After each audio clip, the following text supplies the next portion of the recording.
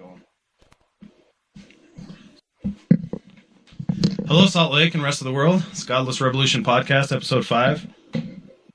We are without Ryan today.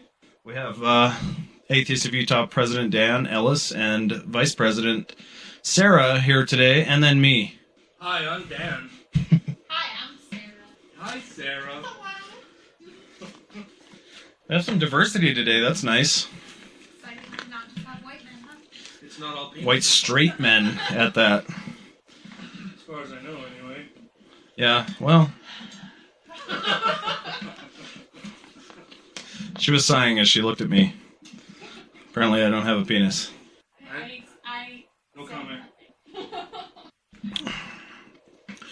So, what's on the slate for today? well, we got a bunch of news stuff, but I think we'll save that for the latter half, like we usually do. But we've got a couple of events coming up. We can go on about that for a little while, I think. Well, and also, we miss you, Ryan.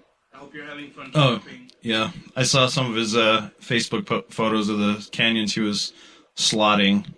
Ooh. That sounds fun. He has a nice little sort of faux Indiana Jones hat going on.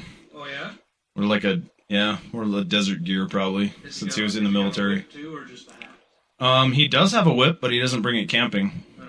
That's just for him and I. How's he going to cross those chasms without a whip? Anywho. So, what do we have coming up in Utah? We've got some local news. Oh, well, tomorrow Sarah and I will be meeting with a representative of the Jordan School District to talk about their field trip that was planned and is now canceled. Right. That should be... I'm hoping that'll be very productive. I hope that, we can let them know why we think that was such a big deal, such a problem, so that we don't have to refight this and rehash all of this. I posted on a similar field trip that Granite School District was going on, and Granite seemed to be a little bit slippery in their hosting of this field trip. Rather than call it the LDS Church History Museum, they called it the Pioneer Church History Museum. Because apparently, I don't know, all of the LDS people are pioneers somehow. And all the pioneers are LDS. Right. So, and Granite's, that's much further south than Salt Lake, right? No, Granite is Salt Lake. Yeah. Oh, okay, all right. I was thinking Juab, I think. That's south, right? That's you don't know. Name. Juab, I know. I might want to get a little bit closer. You're going to have to be right. Sorry. There. You can raise that up. Technically. We're adjusting microphones. No, the Granite School District is in Salt Lake County. Oh, okay. Yeah. I graduated from. Oh. Yeah, and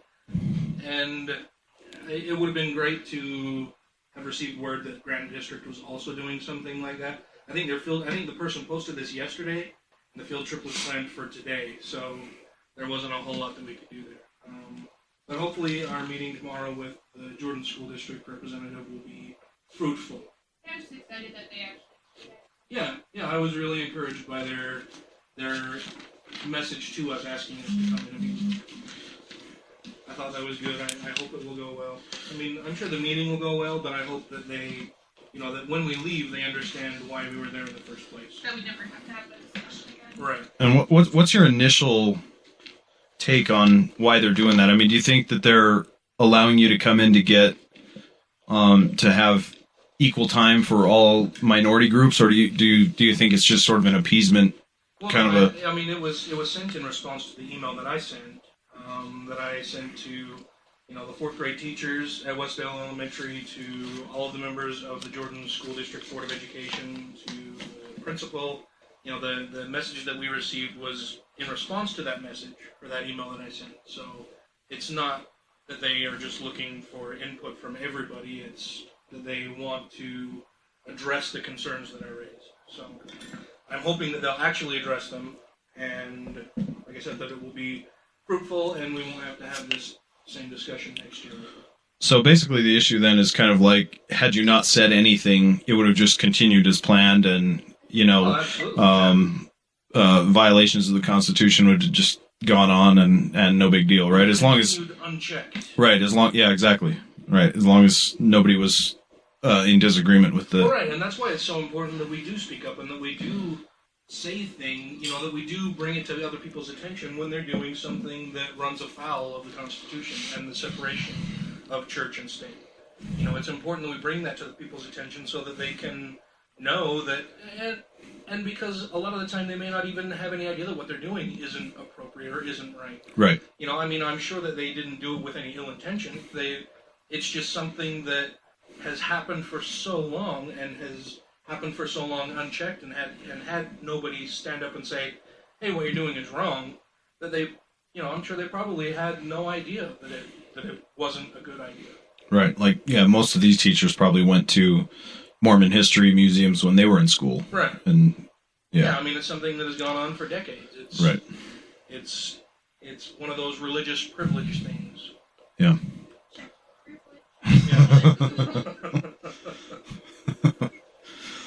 So there's that tomorrow. Sunday we have the first ever Atheists of Utah family picnic barbecue potluck thing going on in Utah County. That should be a good time. Wait, not tomorrow. No, Sunday. Sunday, yeah. Yeah. So, there's the meeting tomorrow, and then on Sunday we've got the Okay. potluck thing Right. going on. That should be a lot of fun. And then we've got Pride coming up in 2 weekends. That'll be so much fun. That's my favorite. Maybe it is my favorite thing all year long. Camp out. Yeah. The camping trip is... that's right up there. Never been, but I've heard a lot of things about the camping trip. Yeah. The camping trip is a lot of fun. I have several pictures of Sarah that I never published anywhere. Thank you. I wonder if my fans are on or off. It was kind of a mid-state. Was that? It was in a mid-state as you were making, I think, s'mores over the fire, or not even s'mores. No, you were I was trying to make hot dog things with biscuits, but I don't know. Oh yeah, didn't you wrap biscuit dough around a hot dog and were trying to cook it over the fire? It was very difficult. Yeah. Was your hair sans vomit at this point? Yeah, based on our pre-podcast, so. Okay, all right. You're confusing two events. Yeah. That was the one where my pants fell down over it on the get-go. Got it straight. Oh, I see. Okay. Yeah, and it should be mentioned that the puke in your hair at the gala was not your own. No, it was not. Right. That's an important distinction to make. It's not my fault. That some people can't keep it right. So we've got Pride coming up. That's sure to be a whole lot of fun. We'll be in the parade and have our large double booth on festival grounds. We're not going to be in the same place that we were last year. Apparently, or at least from what I understand, we'll be in the same place that we were 2 years ago, which means that we may be right next to the Utah Bears again, which was fun. I think it's the west-south loop or some kind of. What are the Utah Bears? Yeah, the Utah Bears. It's the Utah Bears. It's the gay guys who like. Gotcha. Yeah. they're all cuddly. Gotcha. Okay. I think Well, yeah, they made me an honorary bear. Yeah, they made me an honorary bear, and yeah, it was a lot of fun. Okay. All right. I'm not sure what I would be. I'm sure I'm definitely not a bear, and I'm certainly not a twink. No, yeah. I don't know. I don't know if there is a term for. Just there is. Not a bear. There is. There's like 20 of them. I'm not clear on exactly which. To one. So do you know if Ryan's coming back for that? I mean. Yeah. Well, yeah. Okay. He volunteered. I think he was going to be at the booth and/or the parade. Oh yeah. That's right. Yeah, that's right. I think it was because he was going to film some of it for us, so we could post it out to YouTube. So at the booth, we'll have, we've got a big double booth that looks amazing. If you haven't seen pictures of it, you can find them on our Facebook, both page and group, as our little banner picture. Well, one half of the booth, we will be selling merchandise, signing people up for memberships, all that fun stuff. We've got a lot of really cool stuff that Tracy has ordered for us this year. We've got bags and water bottles. The water bottles are awesome, but we've also got little tote bags. We've got what other things for badges? The lanyards. We've got some lanyards on the way. A million pens. Yeah, tons and tons of pens, buttons, bumper stickers, car decals, shirts. We'll have our shirts for sale. That'll On all be Sunday. really good. Yeah. Our shirts for So that'll be one half of the booth. The other half of the booth will be our little Ask an Atheist area, where anybody can wander up and start asking us questions that they may be curious about, which is always pretty fun. When we did it at the Provo Pride Festival last year, that was kind of interesting. There's a little clip of some Christians who happened to be wandering through the festival grounds, and previous Vice President Kent Kingdon and I talked to them for a little while, and that was a lot of fun. You can check out that video on our YouTube channel. But yeah, so we've got the meeting tomorrow, the barbecue Sunday, Pride Festival in a couple weeks, our coffee chats every Thursday. games this Thursday. Oh yeah, games tomorrow. Playing Cards Against Humanity. Yeah. Should be a That's a fun game. That is a really fun game. You know what's funner than playing Cards Against Humanity? Playing Cards Against Humanity with your LDS grandmother. Yeah. Did that last? Like one hand? She sat through almost all of the game, and there was one card, I can't remember what it was. It was talking about it was guzzling cum, and I can't remember exactly what the context was or what it said, but it was something on the card was talking about guzzling cum, and my innocent sweet little LDS grandmother, it didn't even register in her mind that it said cum, and so she read it out as gum. And That's so cute, though. it was the bewildered look on the rest of our faces that, kind of clued her in that maybe she didn't read it correctly, and then went back and said, oh, well, I'm not going to say that. Wow. Which is even funnier because she knew what it was. Right, and I was going to say, the very fact that you exist means she's not that innocent. Right. Yeah. But, side note, also, I've been informed by one of our audience members that I'm a bear cub. A bear cub? Apparently, yeah. No, I'm being corrected yet again. Not a bear cub? Were you pointing to otter? Otter. Okay, because I was like, I am not HIV positive. I'm not a pause.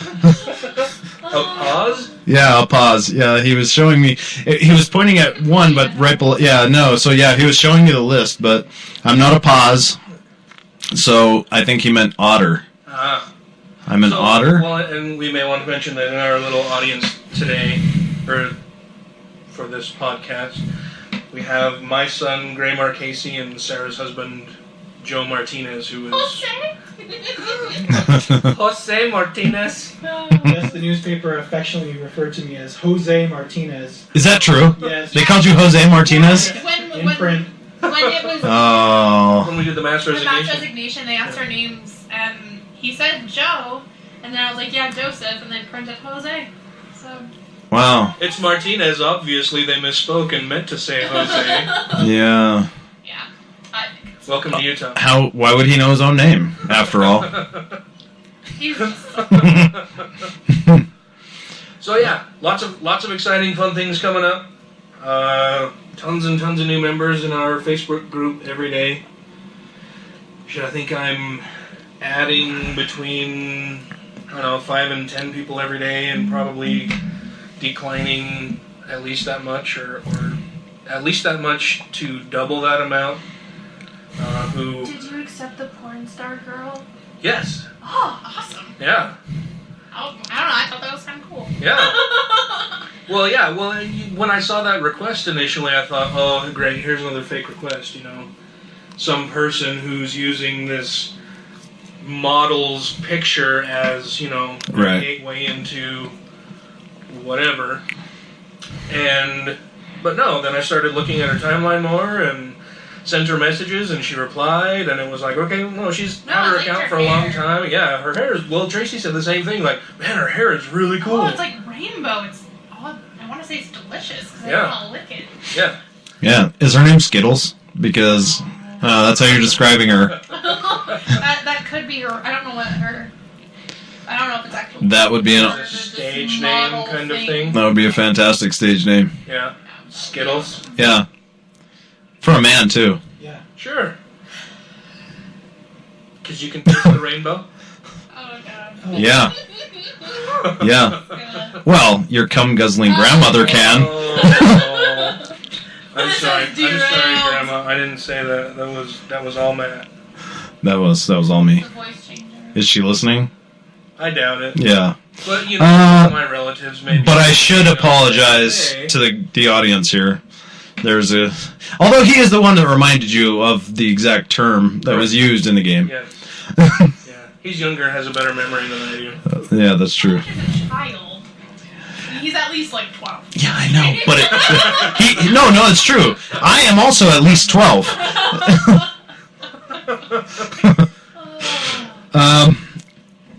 Yeah, so no, I'm gonna just jump back a little bit to the Utah County barbecue, which is exciting for me because I live there and no other atheists do, and so it's gonna be awesome. No, that's not true. But 4, 5. yeah, no, but I have had a few people in person or text me or whatever come up to me or at softball games and this and that are interested in attending. Some of whom have listened to the podcast, and others are just friends of mine from way back that I didn't know were also non-believers. Most of them are ones who thought they were agnostic until I straightened them out, and then they realized, oh, okay, yeah, no, that's right, yeah, and so now they're, but there was actually a guy that I added to the group today who, he sent the request. I sent him the initial contact message. Hey, we received your request. We want to make sure that you're an actual person, that you have interest in atheism, that you're not some kind of troll, whatever. And he responded back and said, "Oh yeah, well I just want to meet some other people who share my interests or whatever," which to me sometimes seems evasive, and so I'll send a follow up and say, "Well, are you an atheist?" right. And he replied back and said, "Yes, I'm an atheist, though I abhor labels and paradigms." Which to me, that seemed really weird. Like, how can you abhor every paradigm out there? Like, that's I thought that was kind of weird. And then he made some comment about how atheists have to have some sort of presuppositional belief in order to be staunch atheists. He used the word devout. To be a devout atheist, you have to have some sort of presuppositional belief. And I thought, okay, presuppositional belief in that I don't have to have a belief maybe is about all I can think of. And then so I added him, and I thought, well, this should be fun. And I was waiting all day long for him to start some kind of thread or to comment on other things, but as yet that has not happened. Just wait, it'll happen. Well, yeah. I actually looked up the term devout because Kirk Cameron is fond of using that term for when he used to be a devout atheist. And it doesn't make sense outside of the context of religion whatsoever. It has everything to do with the belief in supernatural and, God or gods or religious belief. You can't, it's impossible to believe, it's a contradiction to be a devout atheist. You can't be that. It's impossible. Yeah. Yeah, but so they like impossible things in religion, so it makes sense. They would like that term, right? yeah. Well, Yeah. but just when I read his comment, I thought, oh, this will be fun. Yeah. So Nothing yet? nothing yet. Nothing that I've been alerted to anyway. Give it time. Yeah. Yeah. Give him a couple days. Yeah, I mean, that stuff, that comes up all the time, though. The internet only has intelligent and well-informed people. Who use grammar properly, Yeah. do their research, and use footnotes. Oh, that's fun. Yeah. You guys are silly. Anything coming up for you, Sarah? Is that it? No, those are all the events that I go to. Anyway. Anything you want to riff on while you're on the mic? Don't put me on the spot. I found out I'd be here this morning. So Don't I'm make her not close Oh. down. prepared. I thought you wanted to be here. I do want to be here, but I wasn't informed that I could attend. I wasn't given the invitation to the Okay. official party. Well, we can hit some news. Some newses. We got some newses. News eye? I don't know. That's Wow. pretty cool. I've always wondered what the plural of Jesus is. Yeah, I think it is Jesus. Jesus, just with... I think it is Jesus. And there are tons of Jesus in Mexico. That, but, well, that just seems really close to Jedi.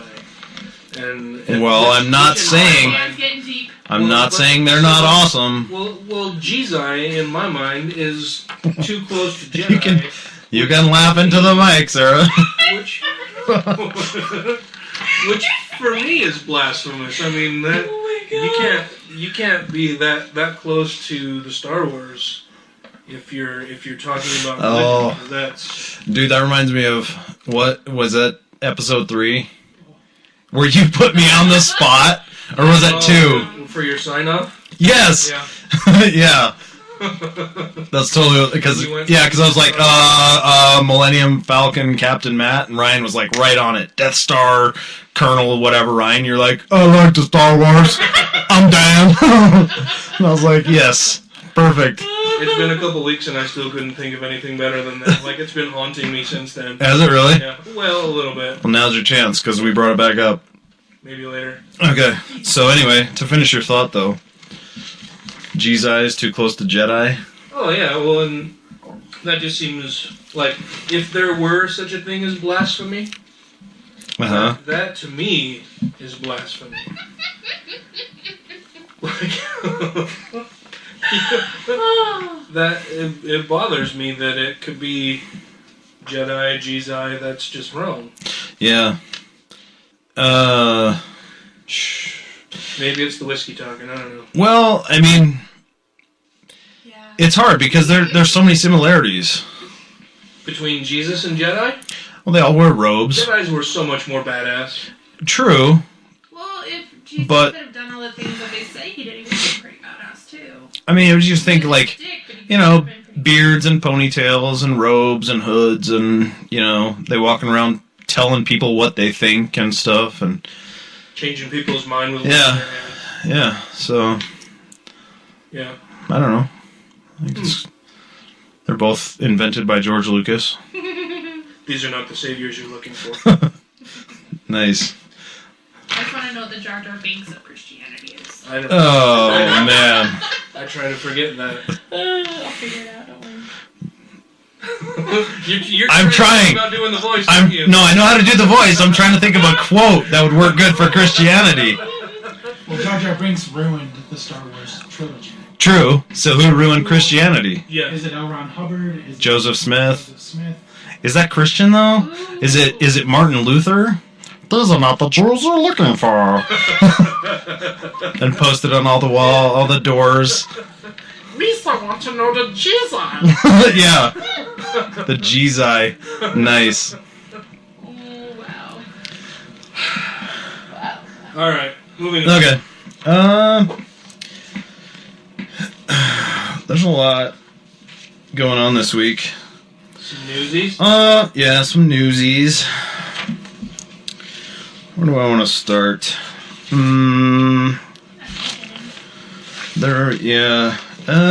Okay. How about we go with our old buddy, Pat Robertson? He's no buddy of mine, guy.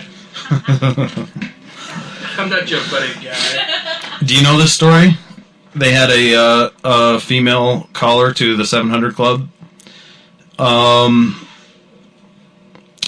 Television preacher Pat Robertson on Tuesday advised a viewer and his co-host that they were supposed to, in quotes, reward their husbands with sex for helping with chores around the house. Did he say specifically what type of sex act? Or Not just a, like let the aspirin between your legs drop and... I don't know if he remembers what sex is. But I don't really watch this show, but I'm assuming 700 Club refers to his age. I don't. See? You know, I've had the same... Is that your real laugh? That's not your. I've wondered I've wondered what the 700 Club is. Like, Yeah, I don't but know. I've never bothered to look it up. Yeah. It's one of those things that whenever I see it, I'm like, I wonder what that means, and then I don't really fucking care. Right. So I don't look it up. Yeah, we're all totally Christian about it. Yeah. I haven't looked it up either. I was gonna say maybe Joe's doing a search for us, but he's not. He's just twiddling his thumbs. No, and he was looking at us. just showing me how much he can bench press when I said 700. That's okay, you go, Jose. No, Joe's awesome. So a viewer named Carol wrote into the 700 Club because she said her husband, quote, respects Pat's opinion. I think that's grounds for divorce. But I'll go on. That her husband respects Pat's opinion. Yeah, we'd be done. That's why she called in. Yeah. So, but anyway, she continues. And she hoped that the televangelist would side with her regarding a dispute about house cleaning. She says, my husband has always felt the need to point out when he helps with chores around the house, when he washes the floor or does anything else, he always says, remember, I did that for you. I have an issue with that anyway, because... Is it only for her? Yeah, like, I don't understand that part. I wouldn't mind dirty floors and dirty dishes and everything else. Did he I did not this for mess it you. himself? Like, did he not eat? Was he not? Yeah, did he not have a part to play in that Did at he all? not Like, drag his dirty feet across the floor? Like, I don't... right. So, but aside from that, he also seems to be expecting some sort of payment for helping out with the stuff he helped create and the space he's living in, right? Which, the whole thing seems weird to me. Really? The viewer argued that her husband should stop viewing chores as a favor. I agree. Yeah. You just do what you need to do to keep the house going, right? The And dishes, Joe. Aside Who's from, Joe? Aside from calling Pat Robertson, I would say this lady seems pretty intelligent so far. yeah, I know. I kind of feel bad for her, actually. She says, I feel since we both live in the same house, he isn't only helping with me, but the family. Sure. Yeah, of course. It seems to me a grown-ass man, at that, like, you shouldn't have to try to rationalize why you're doing stuff. Like, something needs to be done, you do it. And then you go to work, or whatever you want to do, but it doesn't mean you're not keeping a scoreboard, like a tally sheet, that, okay, well, I did this, now you owe me this, and I did one. So, right, that's what seems weird to me. Yeah. And that he's doing that, and she's calling in to try to get advice from this idiot. It makes me feel bad for her. Yeah, it makes me feel bad for her. Unfortunately, Robertson probably did not give the woman the answer she was looking for. Surprise. So here's what he did say. Here's the deal. You've got to understand the male psyche. I'm not sure how he knows what that is. I didn't realize he had a degree in psychology. Well, he has a I didn't know penis. he was a doctor. He has a penis that qualifies him to speak for all males. For all males, sure. It's like a little mushroom-headed microphone. I want to get away from this. Yeah, as long as it belongs to a pause. Robertson's penis right here. Oh, that's disgusting. Look away. Is he a pause? He's probably a pause. Yeah, maybe. HIV guy. There you go. Maybe. So, he says, here's the deal. You've got to understand the male psyche. The male wants to do something for his wife. That part I don't really have a problem with. He wants to provide for his family. He wants to provide a home. He wants to provide a shelter and food. I don't know how that's relevant. Yeah, but I don't know how that relates to her question. That's what he feels his male obligation is. And when he cleans up, it's saying, I love you. Well, I think it's because what he's trying to say is men are only supposed to provide. They're not meant to demean themselves to the women.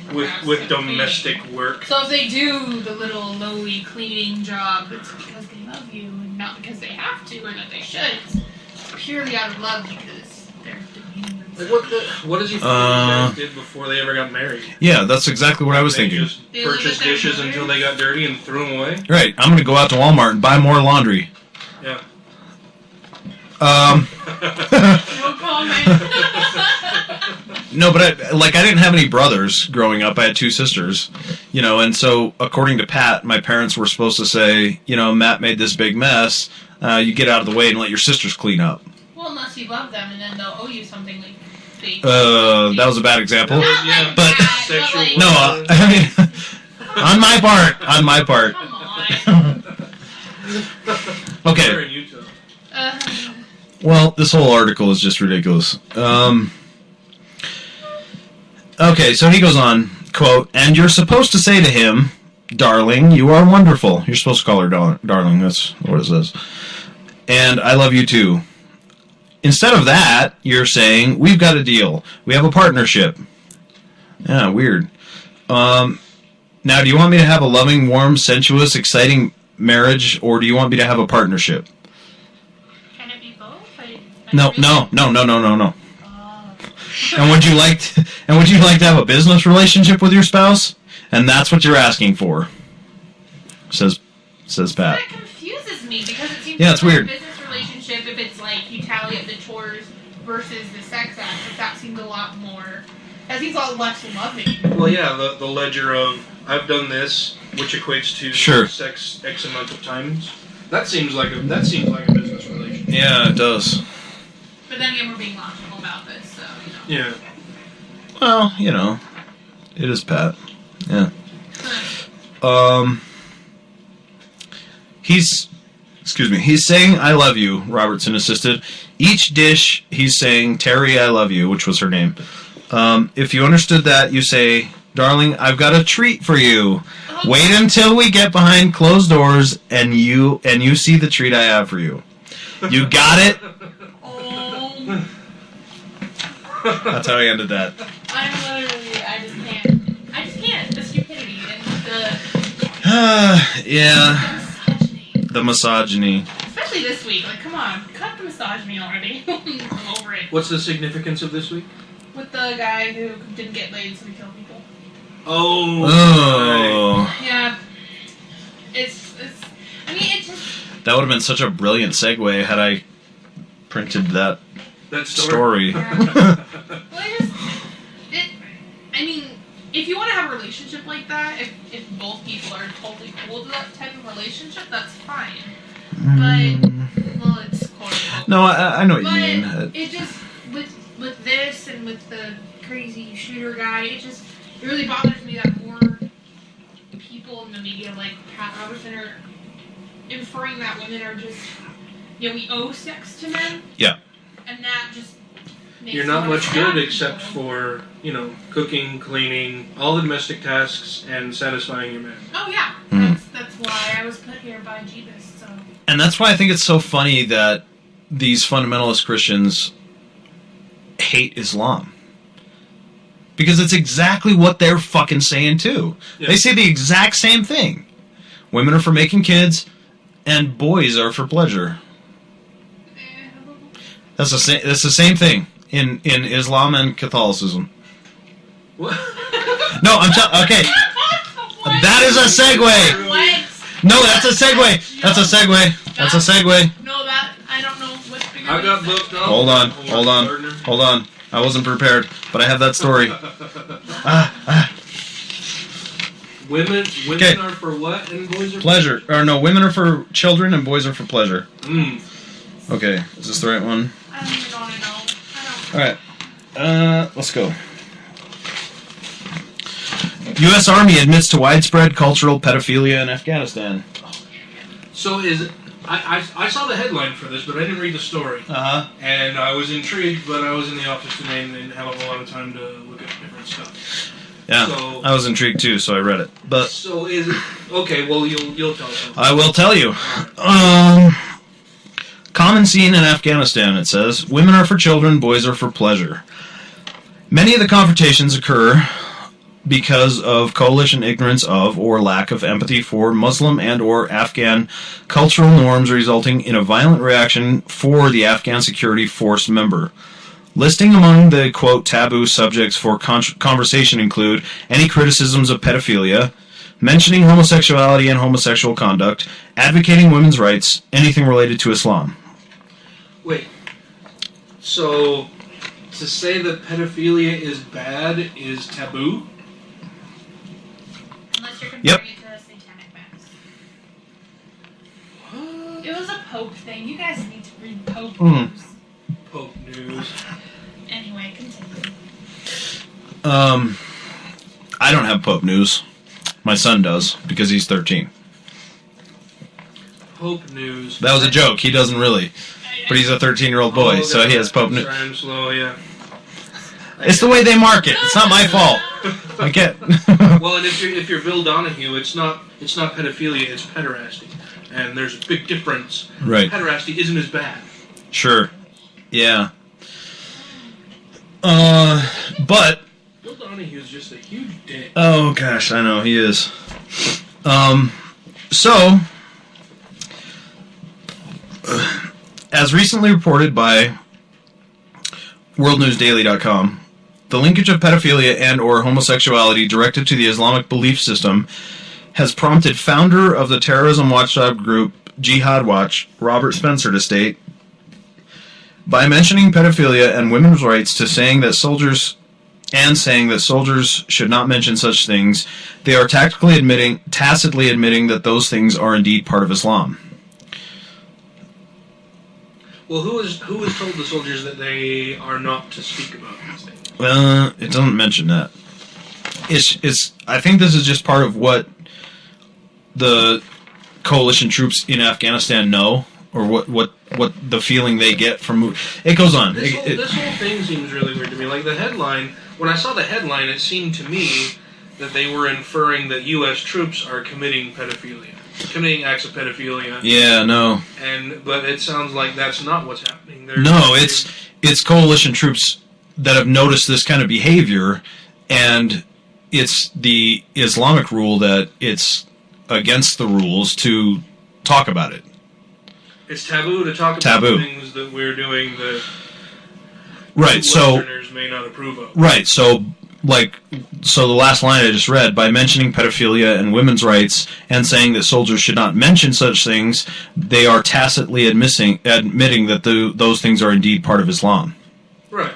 Well, and I get that. Okay. I get that that's what they're tacitly saying. Right. So it's the coalition, not... Right. Yeah. But then it goes on, following the well-documented example of the founder of Islam, pedophilia is an accepted practice since its inception, which everyone knows about that, right? Or if you don't... Who wrote this story? What news service is this? Some of it's from Wingnut Daily, World News Daily. Oh, well, yeah. Yeah, I know, but I mean, this isn't an AP story or right. Or okay, all right. Yeah, it's not super mainstream stuff. I'm trying to think of where I saw this. It may have actually just been on Facebook that somebody had posted this. Probably. Yeah.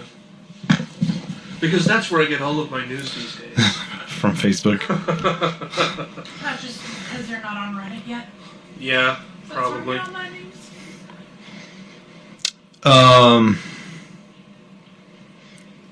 Blah, blah, blah. But, okay, so admitted by Muslim scholars, Muhammad married his wife Aisha when she was 6 years old and consummated the marriage when she was 9. What a champ, what a guy, what a buddy, what a pal. He waited, that's so nice. Yeah, he did, yeah. He was very romantic. Maybe it just took him 3 years to do some chores. Well, I think, yeah, never mind. That's... I made it funny, come on. No, you did, but my I don't know why my brain went immediately to a place that was too vile for this podcast. I didn't realize. Not based on that. Yeah, no, We have lines? Shit. I just swear. I just drew one. We've not discussed the lines. Are there clear, brightly drawn lines that we shall not cross? All right, I'll say it. That's fine. He waited till she was 9, and I just thought, maybe he wanted to get her before she started menstruating, and then, it was just. Oh yeah, that's pretty dark. Right. And so you're talking about clear, brightly drawn lines. He went there. Hey, I'm saying because it's Islam. It's Islam. They hate that stuff, right? They talk The about. Bible does too. The Bible talks about how Yeah, that's true. you can't touch a man when she's unclean. That's true. Yeah. Maybe dripping blood, but- Right. I live with my girlfriend. It's not like it's me. I'm just saying. So. Quicker. I think I can. No. So the argument is that was 7th century and this is now, right? That so it was okay to Fine. fuck a 9-year-old then, but now it's not. Sure. Yeah, right. Things were that's true. Yeah. In the 17 Quran to are, 29. yeah, they're perfect. Wow.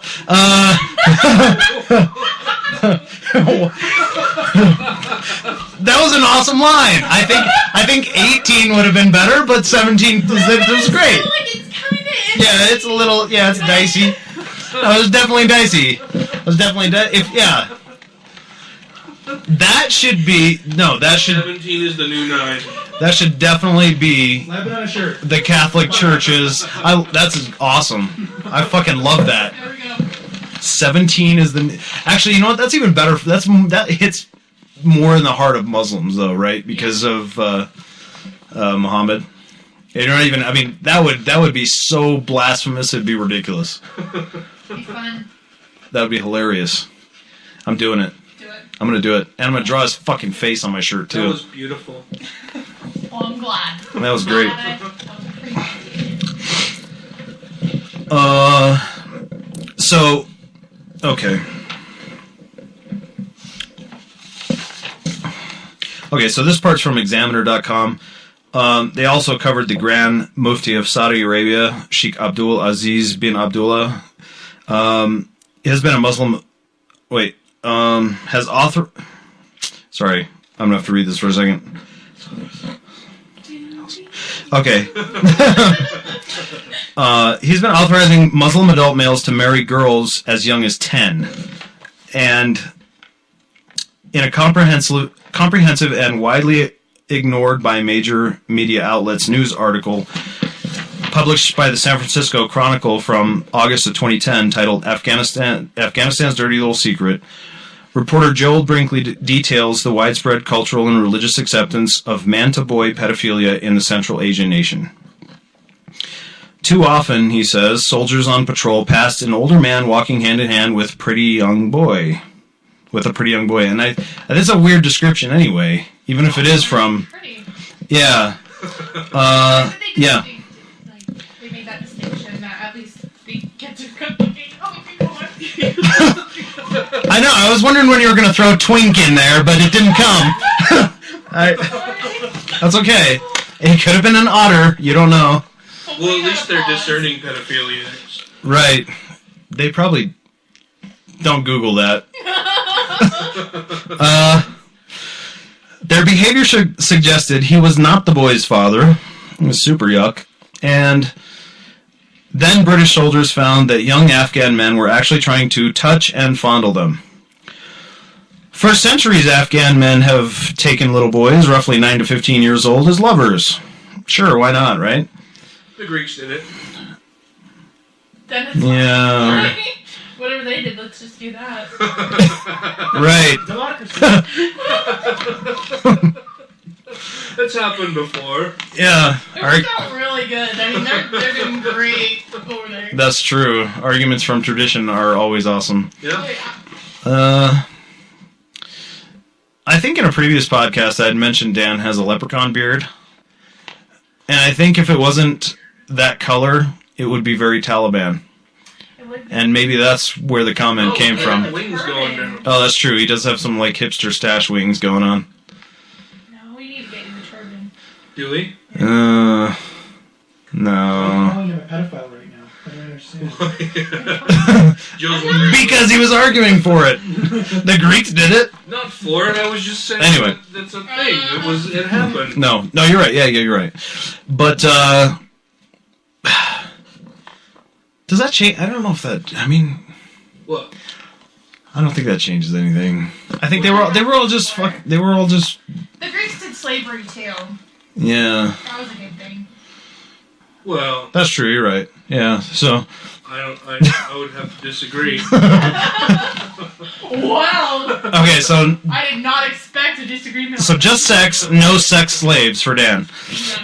All right. Let's see. For centuries, Afghan. Yeah, we said that. Some research suggests that half the Pashtun tribal members in Kandahar and other southern towns are bachabaz, the term for an older man with a boy lover. Literally, it means boy player. The men like to boast about it. It says, yeah. Play it, baby. Hate the game. So they're just walking around with turbans that have dollar signs bedazzled on everyone's. I don't know how that. They got like AK-47s, like they have gold-plated AKs. That they I don't know how that works. Yeah, side wristed them. Yeah, I think that's what that means. Definitely. And this is where it says, women are for children, boys are for pleasure. Fundamentalist Muslim clerics throughout the nation teach the faithful that women are unclean and therefore distasteful.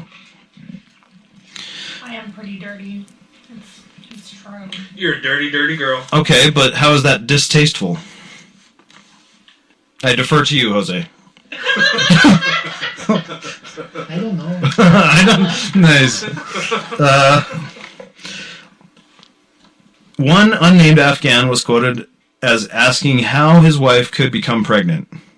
Like he didn't know? Yeah, it seems that way. When explained the physical actions required, the man reacted with disgust and then asked, how could one desire to be with a woman who God has made unclean? How indeed. So, I'm just saying, this is the kind of thinking, that's throughout the Quran, throughout the Bible. And that's, I think, a major reason why we have such problems. We don't know about a lot of the Middle Eastern stuff because, a lot of it's not reported. It doesn't make it here. But the Catholic Church shit does because it's all over the U.S., But I think the root cause is similar. And because these two books come from the same place, the same source. Yeah, well, but, too, we have to realize that it's not just limited to the Catholic Church. Well, yeah. Muslims That's in true. Afghanistan. No, that's true. Ryan Does not fuck with boys. Ryan, I'm sorry I can't think of his last name. Not Ryan, who is ordinarily here with us, but Ryan Swallow. There we go. Posted in Atheists of Utah last night or today about the LDS church history, not museum.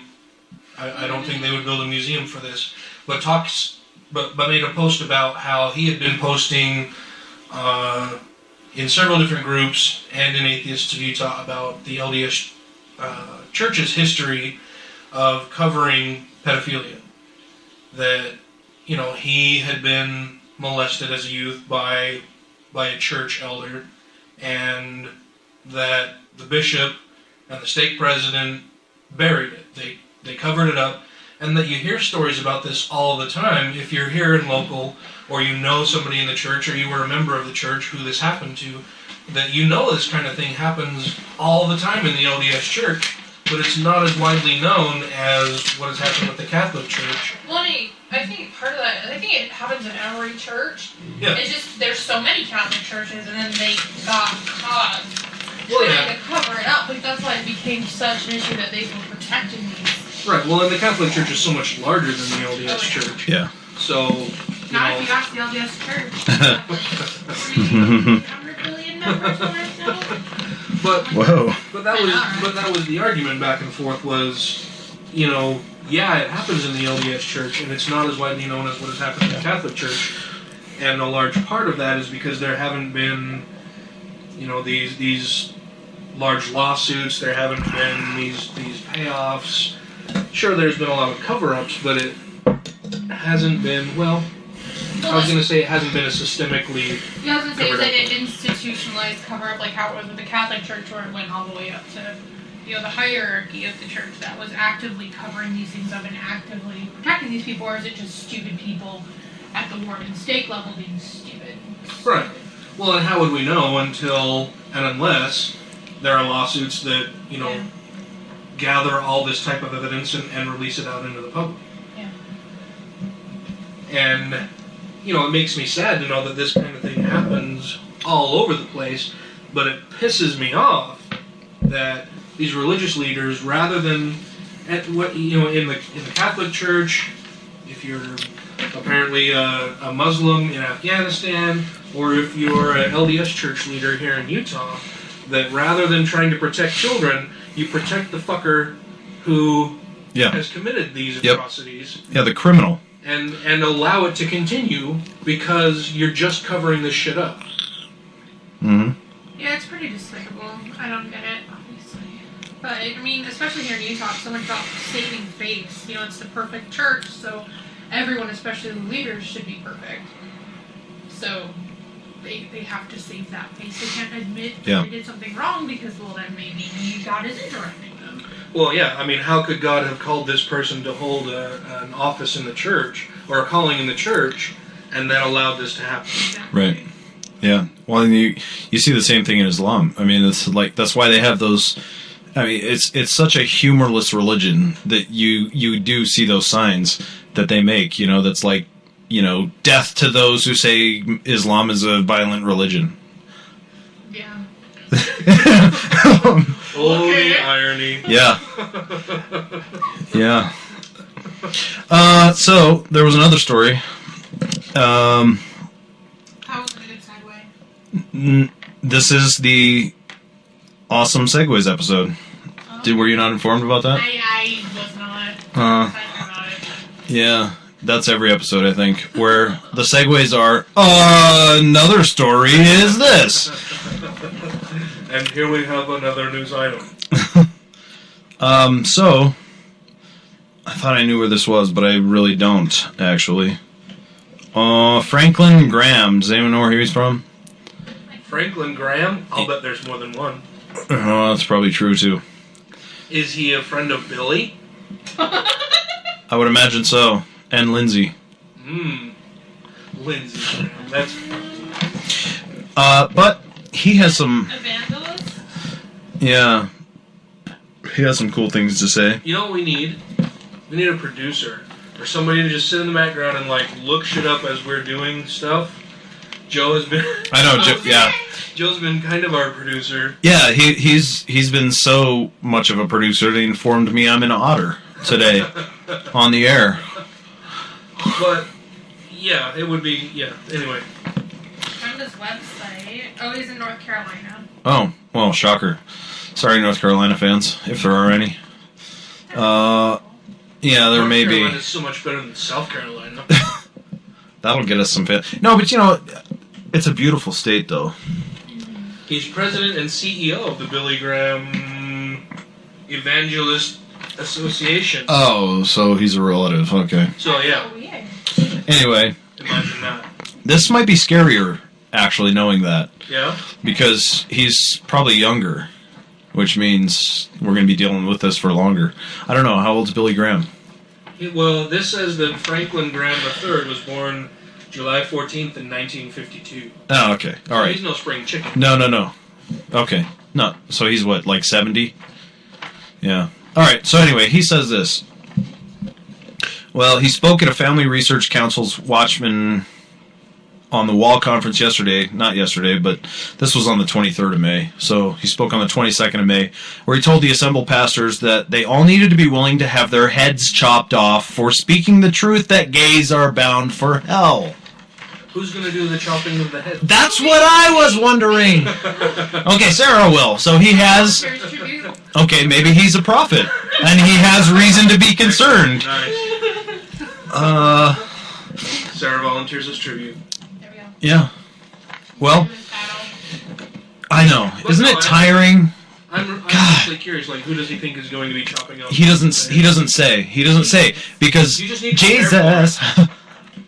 Well, he's going to be bold and brave as long as there's no threat. Sure. Right, that's what I was wondering. Yeah, what's the fucking problem? But he goes on to say, and this is all just a PR move to try to make people think that he's big, brave, tough guy. Bear, I'm assuming. Is he hairy? I don't know. I'm not the only one, right? Or at least I wouldn't guess that I'm the only one. That when I hear religion and head and beheading, yeah, you think of Islam. I think of Islam. Of course. Okay, so he goes on to say, are we going to be cowards because we're afraid? Of what? I don't know. Isn't that kind of the definition of a coward? You're afraid of something? No. I would say... I would say if you're afraid and you don't act... I mean, in order to cower from something, you have to be afraid of the thing you're cowering from, right? Yeah. So yeah. we're going to be cowards and afraid? Because we're afraid. So I would say that being brave requires that you're afraid, but you overcome it. If you're a coward, you're afraid and you don't. Right, yeah, because being brave isn't necessarily that you're unafraid. It's that you're afraid and you overcome it. You're willing That's to what I say. Right. But he's saying, are we going to be cowards because we're afraid? Which means we're not going to overcome our fear. We're just going to... I'm okay with that. All right. I don't know what he's afraid of yet, but sure. I'm okay with his definition. He doesn't tell you. But then he asks the crowd, which are presumably his fans, could we get our heads chopped off? We could. Maybe one day. So what? Chop it off. To me, that's not bravery, because it's not overcoming any fear. There's not a real threat, right? Like, I don't know any gay people that are saying, like, let us have equal rights or we'll fucking kill you. They're not saying that. They're just saying, hey, like treat us like humans. Yeah, they're not saying we're going to kill you if you disagree with us. It's, hey, don't be a dick. Well, right. Other than, like, unfriending someone on Facebook, I can't even imagine what negative thing I would do to someone who was such a bigot. You know, it's not like they're... You know, like, people who are in the gay community are threatened with violence, and that's a real threat. Right. I've never heard of anyone losing their job because, well, maybe they should. But you know what I mean? Like, you don't hear about people being discriminated against because they're bigots. You know? Well, I would think, I don't know, maybe I have a biased sample. I have gay friends, and I have worn long-sleeve button-up shirts with shorts. And they've never threatened to kill me. They've threatened other things, but they've never threatened to kill me over that. But that's even worse than a short sleeve shirt with a tie. I know, but you know, I'm just saying. They're a nice group of people. Right. Yeah, that's So I don't know what his real concern is, but he went on to assert that he loves the gays, which is an interesting way to phrase that if you're familiar with the group. Enough to care to warn them that if they want to continue living like this, it's the flames of hell for you. I was just going to say it's that kind of fucking bullshit where I love you enough to tell you that if you don't stop what you're doing, you're going to go to hell, motherfucker. Yeah. Yeah. It's not even passive aggressive. It's just aggressive, but it's fake. Yeah, I know. It's dickishly aggressive. Yeah. If you don't stop what you're doing that I don't personally approve of, you're going to go to hell. Which is a place I believe in that doesn't even exist. It's a very cowardly way of being aggressive, because you're not taking any credit. Well, that's true too. Yeah, that's a good point. Yeah, you're not taking any credit for it. I don't know if they heard that. Joe said that was a very cowardly way of being aggressive, since they're not taking any credit. Right. You're saying that my imaginary friend... My dad can beat up your dad. That's what... You know what? I had this conversation with myself yesterday in my bathroom, because I was sitting there, I was seriously thinking, this whole thing about religion is a big fucking schoolyard argument of my dad can beat up your dad. That's pretty That's accurate. what it is. The whole thing. It is. Yeah. You were having this conversation with yourself that my dad can beat up my dad? No, just that's... Is that what I said? My dad can beat up my dad? Or my dad can beat up your I'm dad? just trying to confuse you now. He's just being a dick. I'm pretty sure I said my dad could beat up your dad. Yeah. Yeah, he's Okay. right. Yeah. Don't. Alright. Haters hate. No, you're absolutely right.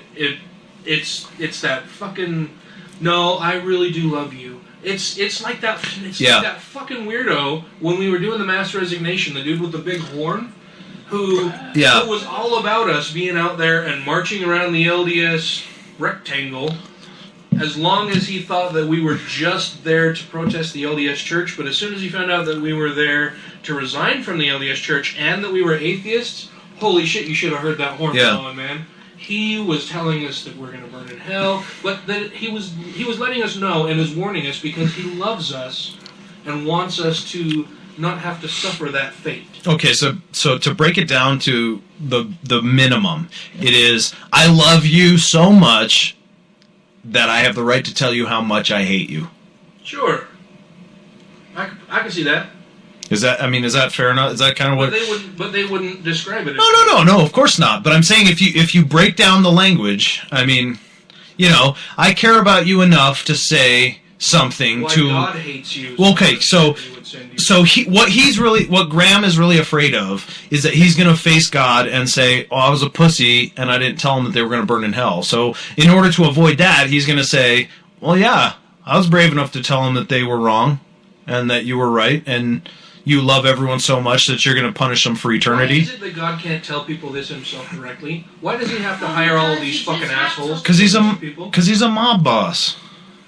It just sounds like an abusive boyfriend. Like, that's all I can think about this whole time. Like, I love you, don't make me hurt you. Mm-hmm. I'm picturing God standing outside a coffee shop or a deli, covering his mouth so that people can't lip read what he's saying as he's telling his lieutenants what to go and do. Why is he outside a deli? Because that's where all the mobsters hang out. Right? The, hang out outside the Jewish mafia? And coffee shops. Okay, a little Italian bistro. Okay. A little Italian bistro. But I was picturing Saul Rosenblatt again for some reason. Like, yeah, I mean, he's like outside of a deli. He's like, "I told you, no pickles." Well, you mentioned that God is like is like a mafia boss. Yeah, right? totally. For sure. He won't do anything directly. No. He tells all of his lieutenants. He has no blood on his hands. Right. Except his sons, but. And all those babies he killed in the forest. Yeah, but hey. That was only like the whole population of the earth that was. If you want to make an omelet, am I right? I don't know why he's a New York guy, sort of. I've never understood. Just saying. I've never understood, and I've never had even any Christian apologist able to adequately explain to me why they have to do God's dirty work. Yeah. Why doesn't God... If God is so powerful and His word is so convincing, how is it that I'm not convinced based solely on what I receive directly from God? Why is it that He has to send representatives like you, Mr. Hornblower, to come and tell me that, you love me enough to tell me that I'm going to go to hell if I don't stop doing what you don't like and what you believe God told you I shouldn't like? Because God isn't real. Well, right, we know that, but I don't understand how they can't see that as a human. And all of his best thinkers don't believe in him. I don't know. He's just what happened to the Manson family, right? Because Charles Manson was obviously very convincing and persuasive and nasty. Sure. Right. Sure. But he told all of his followers directly, right? He told all of his followers, "You need to go and do this." Right. But what I'm saying is, they all acted the same. Like, okay, so I heard a comedian sometime in the 90s, and I don't even know who this guy is. But this stuck with me because he was like, I don't really have a problem with, like, Jesus or Elvis, but, like, they're kind of the same. Like, I don't mind some of the work that they did, but their fans kind of fucking drive me nuts. Right? Yeah. I don't remember either. Well, yeah, but Jeffries talks about. He draws the line between Jesus and Elvis. Yeah. It's not Jim though, because this was before him. But Carlin?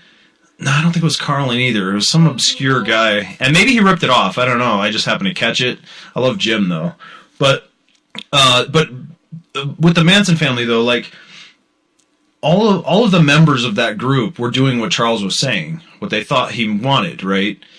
But it didn't matter that they ended up saying, well, he told us to do this, and we totally believed him because this and this and this, and he had a manifesto that said this and this, and he was very persuasive. They fucking threw him in prison, all of them, because they were nuts. And they were doing stupid shit that was dangerous for everybody. Well, and the same can be said for any religious. That's what I'm saying. And they're trying to say, well, here he's he just wants it done, so we're going to do it. Well, too fucking bad. Well, right, and we touched on this last week when I said that there have been dozens, if not hundreds, of cases where people try to use as a defense, God told me to do it. Not a single fucking one of them has been acquitted on that basis. Well, yeah, but except for they'll use the no true Scotsman fallacy when it comes to stuff like Andrea Yates and stuff that's obviously insane, where they're cutting their baby's arms off and drowning them in bathtubs and stuff because God told them to. Well, I was going to say there's a story that actually came out today of a Florida woman who's accusing of drowning her child because of the story with Abraham. And she thought she was doing what God told her. Yeah. No angel stopped her. That was a role model. She murdered her own child, and I mean, she's not going to get off because religion told her. It's pretty disgusting. Well, at what point do you figure, okay, I'm going to be like Abraham. God has given me this challenge. Surely he'll step in and stop me from killing my child. At what point do you go, well, I guess he's not going to step in, so I should go ahead with the killing. Mm-hmm. Well, yeah, because he's testing you. You have to go through. Like, he'll just do it the very last second, so you got to go. Well, and for that second, or maybe he's testing you even more than Abraham. He'll resurrect your dead child. And the whole thing with Abraham is Abraham didn't have a story of Abraham to read. So Abraham he was a murderer. Fuck that. I don't care what you say. When he heard it, he was ready. He killed Isaac. He did it. I don't give a shit. Because he didn't have a story to be like, yeah, that's okay. I'll just pretend this whole time and God's gonna know. Because that's the story where it all started. Yeah. So he was just like, yeah, fuck yeah, he's telling me what to do. Come here, goat. Well, where's the goat? Nah, don't worry about that. It'll come up later. Fuck, what? And he was ready to go. He was crazy. Gonna kill his kid. He was going to, yeah. Well, but God stopped him. No. Like, if I legitimately thought God was telling me to kill my child, and the angel came and be like, no, this is just, out of my fucking way, and I'm supposed to, why didn't he think that way? Yeah. Well, the whole point is, because it was an angel that told him, no, God is playing tricks. Well, which kind of angel is it? Did he shake his hand? No. did he give him one of the tokens? Come on, you don't know. The whole point is, what kind of a God did Abraham believe in?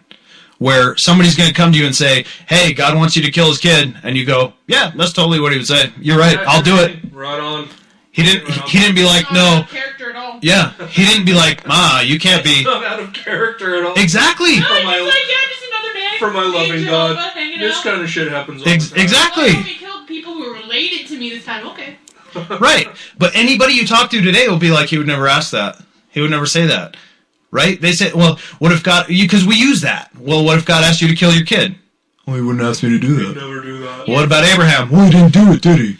He's only done that once before, and really it wasn't... Yeah, but obviously Abraham was like, checks out. I'll see you on the mountain. Right? Like he didn't... Yeah, there was no issue. I hadn't really thought about that. Yeah, that was the guy he... Right. Yeah, that was the guy he thought, no, that's totally legit. Oh, totally not out of character. Yeah, exactly. Oh. Yeah. Asshole in the Old Testament. Like, yeah. We should be president. Just kidding. I definitely shouldn't be. No, I should. So besides our upcoming events that we've already discussed, we've also got our summer party coming up next month. Let's trash the house. It will be here at my lovely domicile. Very lovely. Where we will also be voting on 3 board positions for atheists in Utah. So if you have an interest in being on the board and have not yet submitted your information, get on it, people. Yeah, I think we have 4 people running now, because 1 dropped out. Who dropped out? Joshua Fulmer? Did he drop out? Oh, no. Yeah, he's moving. I can't remember. Oregon or Washington, but he has to move, so... Oh, I didn't see that he had dropped out. Yeah. Oh. Bummer. But we have at least 1 loser. That's... What? That's the important thing. I love that was announced on air. No, I didn't mean it like that. I meant, because we have 4 people running in 3 positions, that we have an extra. We need more losers? Yeah, we need more Yeah, so all you losers out there that want to run for a position, we will make you king loser. or queen loser. You lost If you the want to. most. Congratulations. Yeah, no, You that's lost. the least amount of votes. Get Do we some. get some kind of consolation Oh, but prize? that would be so sad. Here's your trophy for participating. Yeah, I probably just would have. I don't even know. This is the good sport of ribbon. Just Ribbon. crying, Good sport. Yeah. never to Ribbon. return. Yeah. Just ribbon. Yeah, no, but seriously, if you're interested in running for the board, it's challenging. It's a lot of fun. It's a lot of work. It's often thankless, but Yeah. it's ultimately, but but it's also very, very rewarding. I mean, I love getting messages from people telling me that what we've done as an organization has helped them in some way, whether it's helped ease their transition out of religion, helped them discuss the issue of leaving religion with their parents, if it's made them more bold in just being allowed to state, without fear who they are. I love getting messages like that. Yeah. And by the way, big shout out for Dan, Tracy, Sarah. Joe's helped out a lot. Tiffany, Matt. Don't let me forget any. Dan, jump in here. Grant, all Grant. the previous Callie. board members, Callie. Yep. Yeah, I mean, we've had so many wonderful contributors and people who have helped us out with so many things that, I mean, it would take us all night to list all of them. Sure. Take Yeah. Yeah. I don't know if any of them are from Nebraska, but I have a story from there. Segue. Look at you. You're not gonna fall off that segue. That was a two-wheeled thing of beauty. Yeah, popping a wheelie too. So, an atheist group said a Nebraska mayor rudely dismissed their concerns over a possible church-state violation. Omaha the Atheists expressed their concern over a, quote, Faith and Freedom Memorial Day event Sunday that was sponsored by the city of La Vista, Nebraska, reported the Friendly Atheist blog. That's Hemet, right? Yeah. Friendly Atheist, yeah. Yeah. One of the group's members, Robert Fuller, said he gave his business card to Mayor Douglas Kindig and asked to speak with him later about his concerns, but the mayor indicated he wasn't interested. Not only that he wasn't interested. No, that's true. He said, quote, take me to fucking court, because I don't care. The holiday event, which was held at... What's that? That wasn't very Christian of him to swear like that. Yeah, maybe not. Just only because the word hadn't been invented yet. The holiday event, which was held at La Vista Central Park, featured a pancake breakfast, carnival, and Memorial Day service held by the associate pastor of the town's Bellevue Christian Center. The very first thing I thought when I read that sentence was I know exactly what people are going to say when we object to this. They're not going to look at the fact that it's government-sponsored religious privilege. They're going to be like, pancakes? What's the big fucking deal? It's fucking pancakes. Carbs. That's Right? violence. Yeah, oh, sure, but, yeah, that's actually a better objection than, but I'm just saying, that's what they're going to say, because they say stupid shit like that all the time. Even the, like, fucking... Nah, I'm not going to... Never mind. I'm not going to say agnostics about... But, Don't go down that road. No, I know. But, if they looked into it a little more, they'd realize they were atheists too. But anyway, so that was the major thing I was thinking, that, we're going to say, well, wait, that's fucked up, and we're going to go on our little rant about it, and, the government can't support, can't, blah, blah, blah, and they're going to be like, well, it's fucking pancakes, who cares? The problem is that it's government supported. Right? And this guy's already said, yeah, fuck you, you're an atheist, and I don't care. I got elected to office, and I'm not going to represent you guys. I'm just going to do whatever I want. That's the problem. That's what I see as the problem. Isn't a Toxicon happening in Omaha? I'm not sure. Nebraska and Kansas are hot spots, man, right now. It is. That's going to be fun for him to deal with, the whole convention of atheists. I feel bad that I don't know exactly where it's going on. But the fact that this guy doesn't know that he is elected and needs to represent all of his constituents is troublesome. Yeah, well, I don't know how political we can get on this, but I just want to say, that's just how all fucking Republicans are. None of them either know or give a shit that they're representing they just think, okay, I'm gonna do whatever I was raised with, and everyone's gonna love it. I don't know about all Republicans. No, yeah, you're right. I mean, that's a broad brush, but yeah, it is. That's true. That's true. You know, it's. I think just politicians in general. That's a good point too. Yeah, that's true. It's like Bill Maher said the one time. You know, I knew I shouldn't have said that. Damn it. Not all bigots are Republicans, but wait, maybe I'm getting this backward. Not all Republicans are bigots, but most bigots are Republicans. Yeah. Okay, I'll go. Okay, I'm gonna backpedal here. Let me. Anybody who has listened to any significant amount of the Nonprofits podcast has heard Schilling.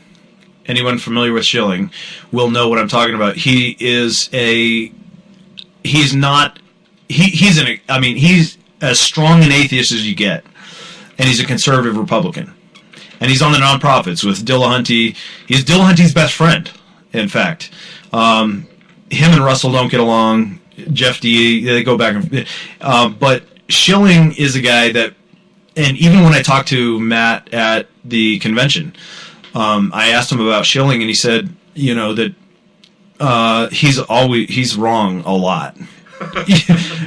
But the thing about Schilling is he makes me think all the time, and he's made me change my mind a couple of times, you know, which I appreciate. Well, I'm just saying. What I'm saying is, it's a broad brush. You're right. I shouldn't have said that. It was sort of. But I'm just saying that there's good in all groups, right? And so you know, I sort of smeared over that, and that's true. I was wrong for saying that, but And I've always advocated for and appreciate a diversity of opinion. Yeah, of course. Because though I may disagree with somebody on, 90% of the things that they say, there's that 10% that I find invaluable. Yes, yeah. That does challenge me and does make me change my mind on different things. Sure, we can disagree about the vast majority of a lot of your views, but there are some things that you believe and think and can talk to me about that will challenge me and will get me to change my views on something where I have been wrong. And I appreciate that. Absolutely, and being human tends to, at least being human to me, in part means glossing over that 10% sometimes. Yeah. And just saying, well, but, yeah, I was getting some interesting looks from members of the audience. Even though I think that they probably agree with me generally, they were like, meh, that's, so. Anyway, but I wholeheartedly disagree with this fella in Nebraska, and I think, when you're elected an official, that doesn't mean, hey, we put you in office to do whatever the fuck you want, and, but... And you only have to listen to... And you only have to take concerns from the people you already agree with. Right. Yeah. Yeah, you're there to be an elected representative of all of the people, not just the people that you agree with. Right. And I did confirm that ApostaCon is in Omaha. Awesome. So, I kind of want to go even more now. Yeah, that will be really exciting. Fun. And then we can be like, hey, fucker. He used the word first, it's okay. Yeah, he did. We'll be like, we'll take you to court. That'd be awesome. That'd be really fun. Yeah, I think the recent Supreme Court ruling on prayer has emboldened a lot of people. It has, for sure. Seem to think that, well, geez, now the Supreme Court's on my side and I can say and do whatever the fuck I want. I don't have to appreciate or listen to the views of anybody who doesn't have the same religious views that I do. Yeah. Because the Supreme Court said that Christianity is what rules this country. Well, they technically said that it could I know, be but religion specific and that it couldn't be working to convert people. And already, I can't remember where, but there are stories around the country where they're only allowing Christian prayer. That they no Hindus, no Muslims. Yeah. Other groups, and that was against the ruling of the Supreme Court. So really, all that's going to happen is someone else is going to sue, It'll go, Just through go the back huge to the legal Supreme battle, Court. get back Yep. to the Supreme Court, and finally they'll just have to ban it. But to be fair, we actually Or- have received from one city in Utah an invitation to come and do a quote-unquote atheist prayer, but they wanted to make sure all groups were included, and they reached out to us, and we haven't set that up yet. But I really hope that's something that we get to do, and it meant a lot that they are actively trying to be inclusive, Yeah. because while people in the community do want to see prayer because that's what they like and that's what they have in their family and their culture, that the city recognizes that they need to be fair to all groups. Well, I'm glad you brought that up, because you and I haven't had a chance to talk about that, and I apologize I haven't replied to your email about that.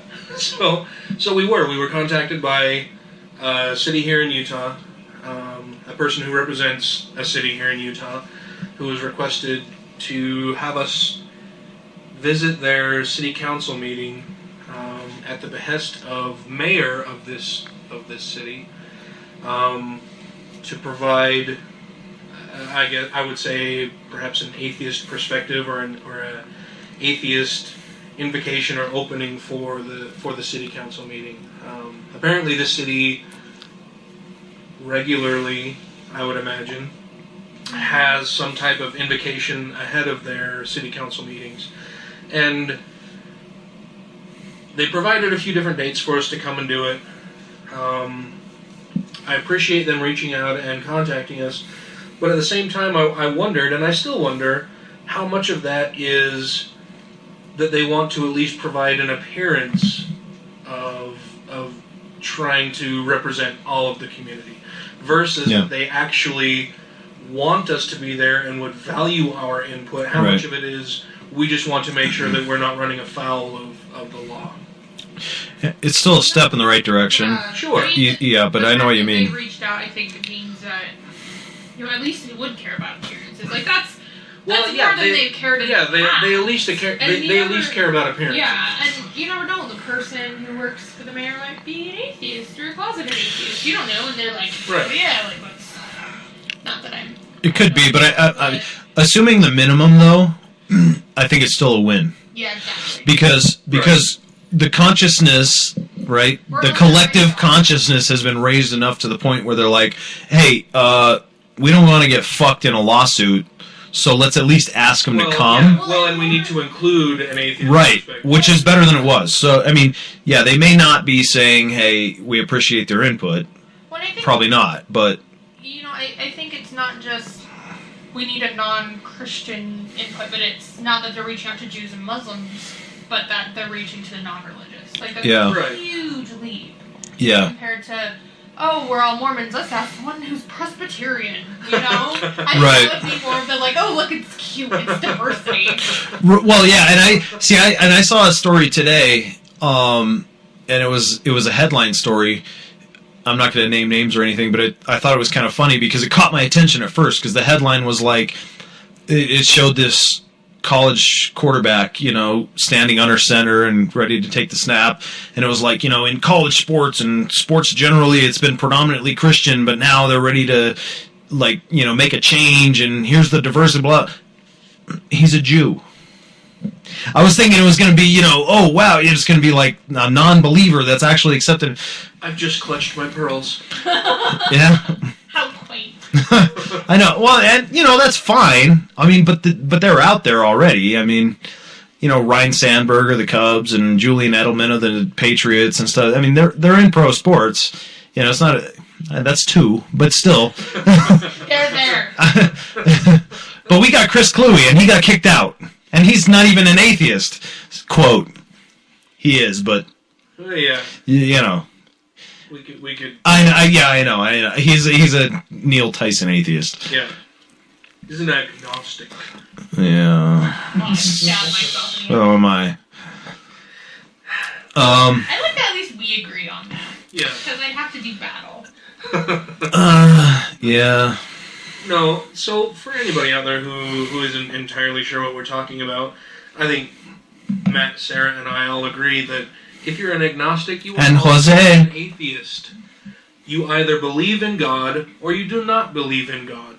And I think an important thing... In a God, I should say. Or in God's. It's a binary proposition. Yeah. Yes or no. The question of... Yes or anything else. Like, there's just the two answers. You're either a theist, you're an atheist. Agnostic and Gnostic deals with knowledge.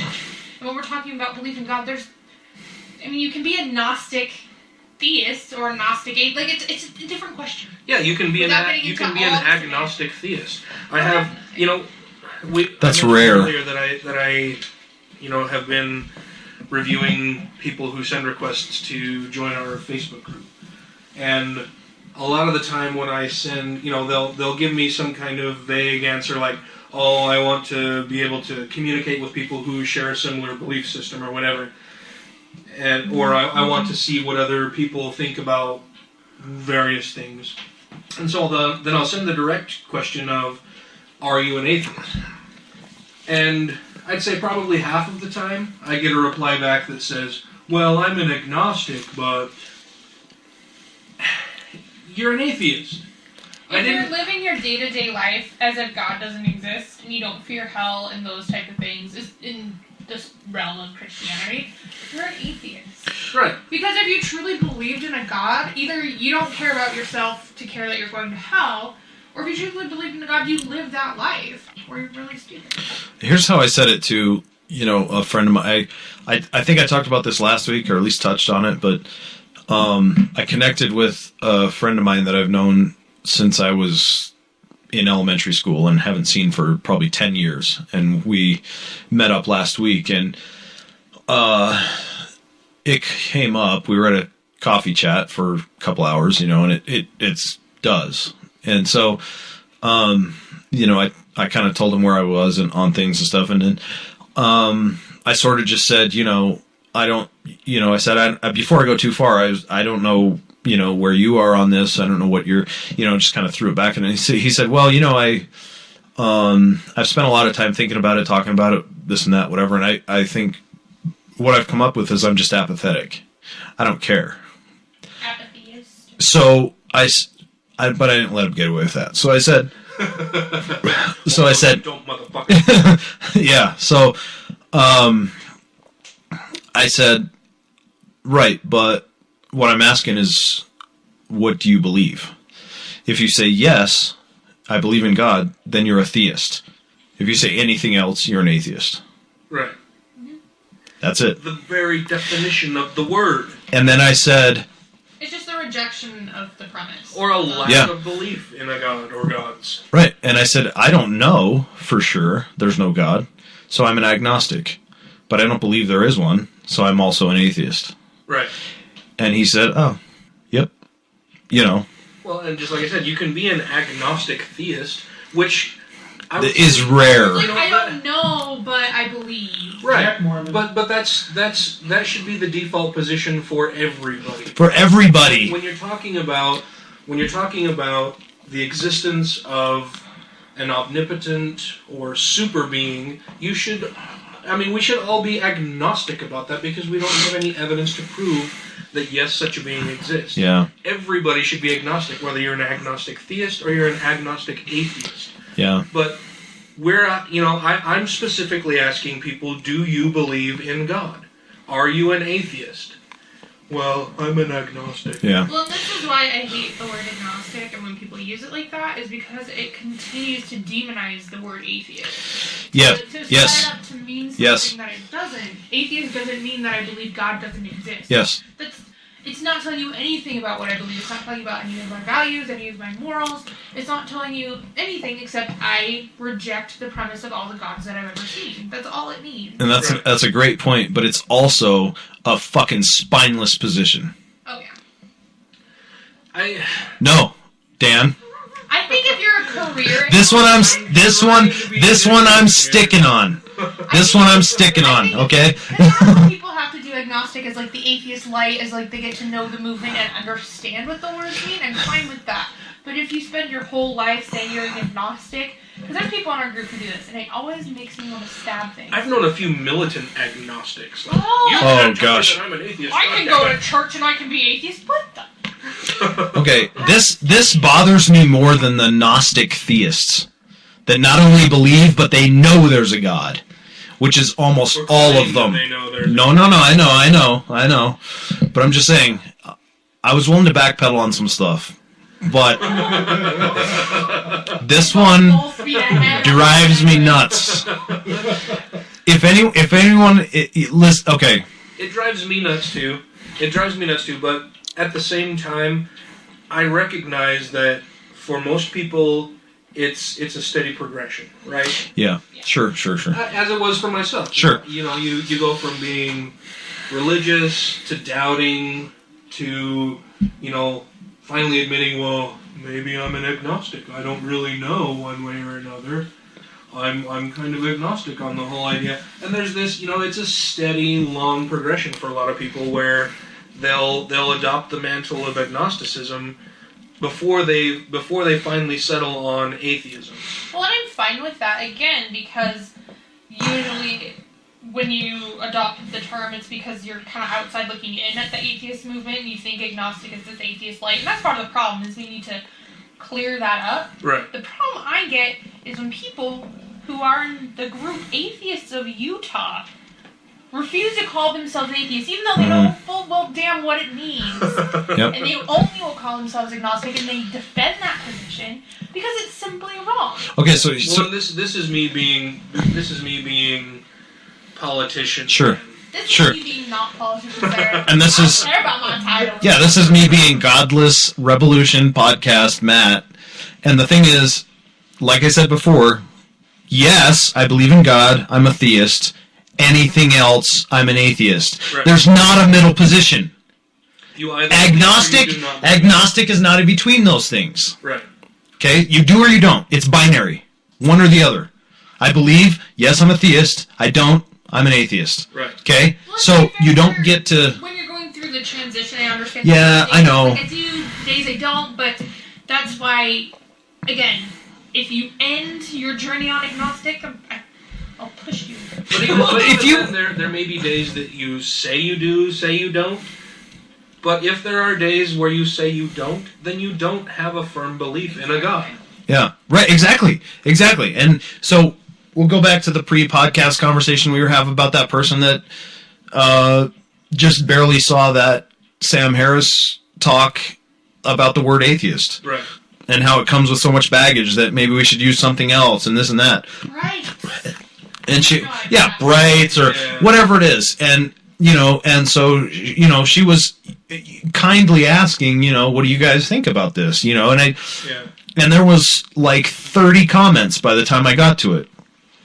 And most of them were all these alternative phrases. Well, I choose unaffiliated or this and that, some other neutral bullshit. Which is non-religious. Right. And so I posted, and I'm like, I like Sam. He's great. But he's fucking wrong on this.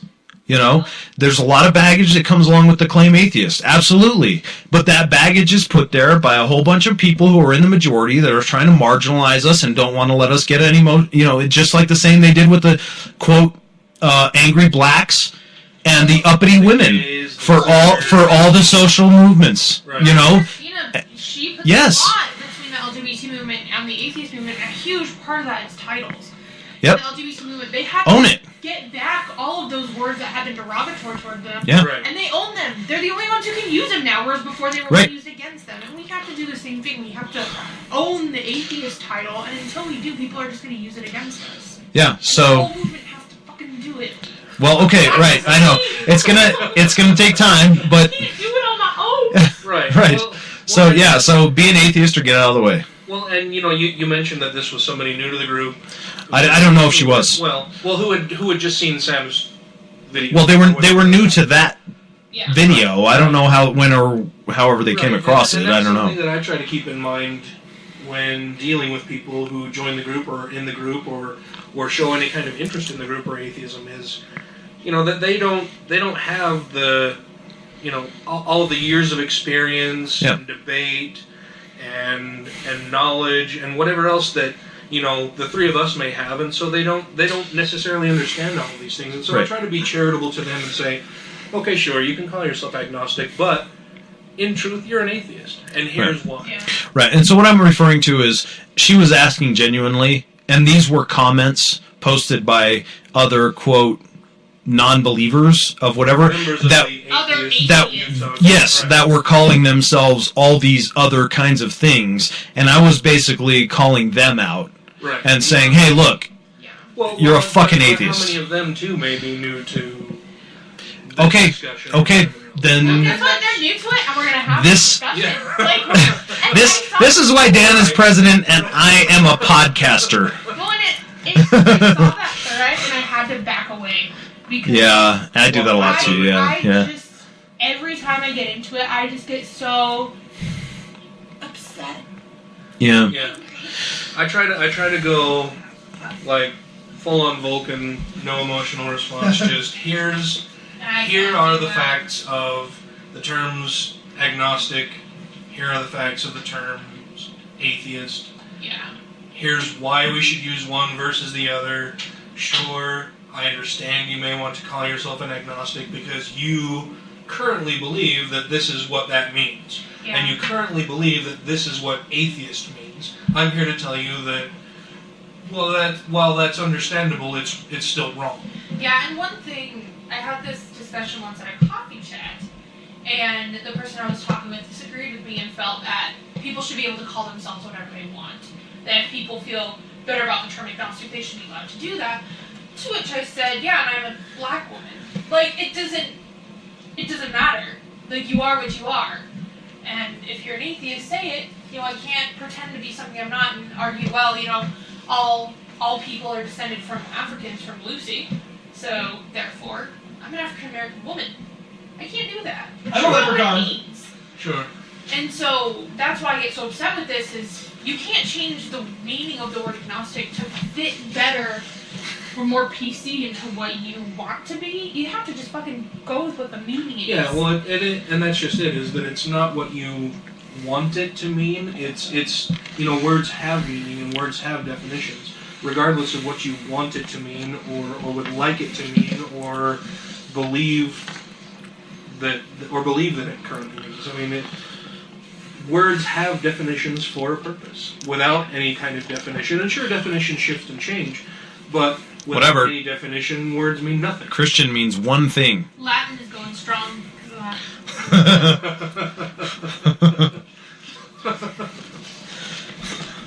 But yeah, I mean, I understand what you're saying, but like I said, at the same time, I understand why people, as they are, you know, transitioning or progressing along this line of leaving religion behind. I understand why they do it, though I think they're wrong. Yeah, and again, once you get the education of what the words mean, move along. Then you no longer have an excuse. Yeah, look it up, folks. Right. There's this thing called the internet that I read about in the newspaper. It's pretty cool. I want to move on to a scarier bit of news. That was my scare. That was actually kind of a great sound It was a effect. really good story. This comes from Iran.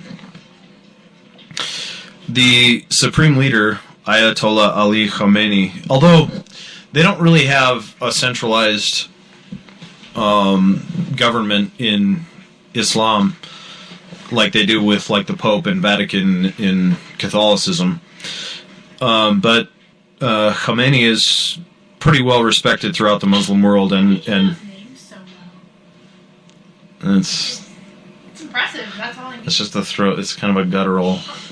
Yeah, exactly. Sorry, go ahead. It's probably terrible if you talk to someone who speaks Arabic. Probably way bad. Yeah, but if there's any girls out there, Antip Tare Farabi, then let me know at GodlessRebelution.com. At gmail.com, sorry. And he said on Sunday that negotiations over the country's illicit nuclear program are over, and that the Islamic Republic's ideals include destroying America. Those Iranians who want to promote negotiation and surrender to the oppressors and blame the Islamic Republic as a warmonger in reality commit treason. Khomeini told a meeting of members of parliament, according to the regime's Fars news agency. Khomeini emphasized that without a combative mindset, the regime cannot reach its higher Islamic role against the oppressor's front. Speaking about America. And he said, quote, "The reason for continuation of this battle is not the warmongering of the Islamic Republic. Logic and reason command that for Iran, in order to pass through a region full of pirates, needs to arm itself and must have the capability to defend itself," he said. "Today's world is full of thieves and plunderers of human honor, dignity, and morality, who are equipped with knowledge, wealth, and power, and under the pretense of humanity, easily commit crimes and betray human ideals and start wars in different parts of the world." He continued to say that battle and jihad are endless because evil and its front continue to exist. This battle will only end when the society can get rid of the oppressor's front, with America at the head of it, which has expanded its claws on human mind, body, and thought. This requires a difficult and lengthy struggle and need for great strides. Was that clause CLAWS or CLAUSE? W. Huh. Yeah. It has expanded its claws on human mind, body, and thought.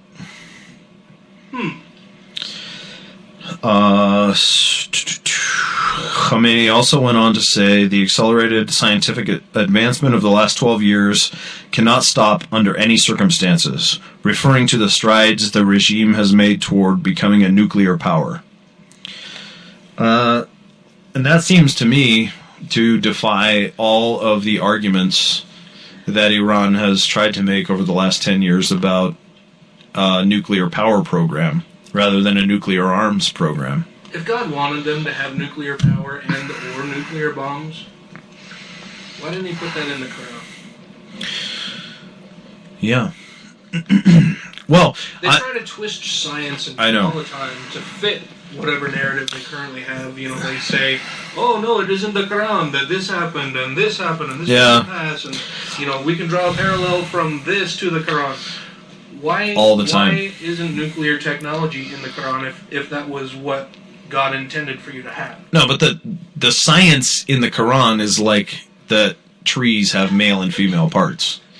It's that kind of, like date palms have male and females that can be fertilized, and it's that kind of science. Yeah.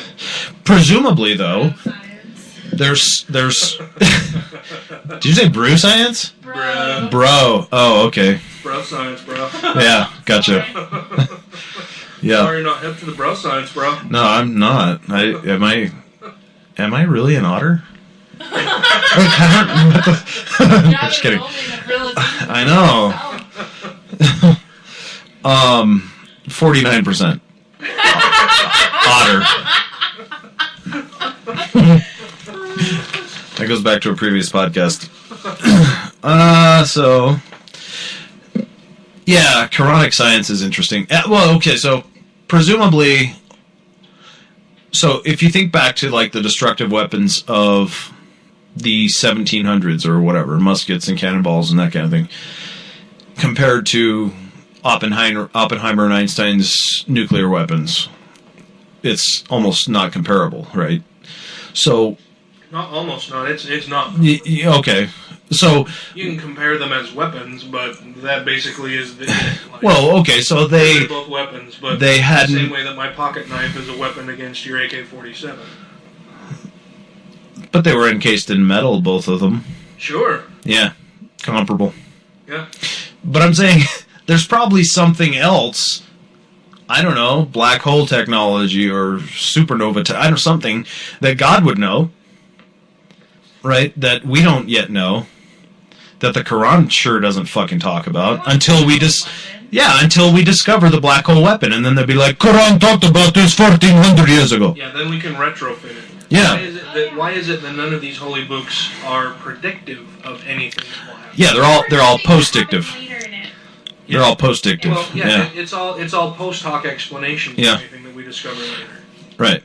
You know, we've developed nuclear technology, and so now we can post hoc go back and look at our religious texts and say, oh no, here's where it was mentioned. How did we miss this Like, before? isn't it Yeah. Isaiah that talks about airplanes? I have got to be honest. I don't understand Isaiah.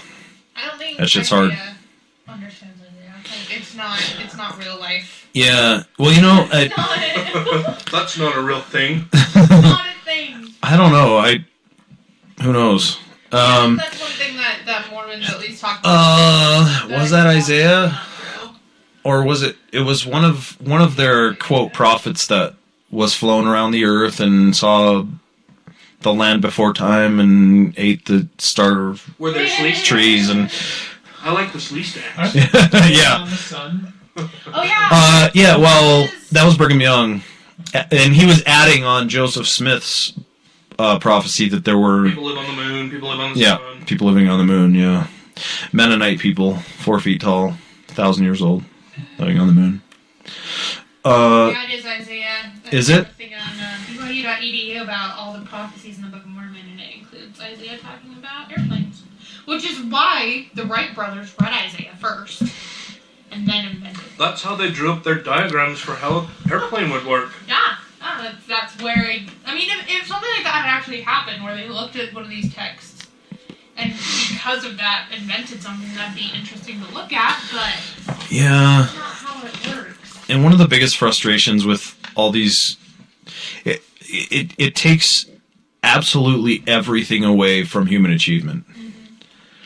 You know, and I used to have a friend who was super into Mormonism and stuff, and it was just like that. Anything you ever did that was anything above average was because of God.